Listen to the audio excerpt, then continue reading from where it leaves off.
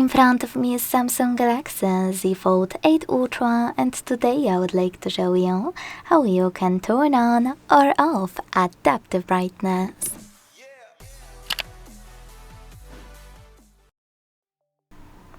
First of all, launch settings and scroll to hit display. Now use this switcher next to adaptive brightness right under brightness slider to switch it on or turn it off.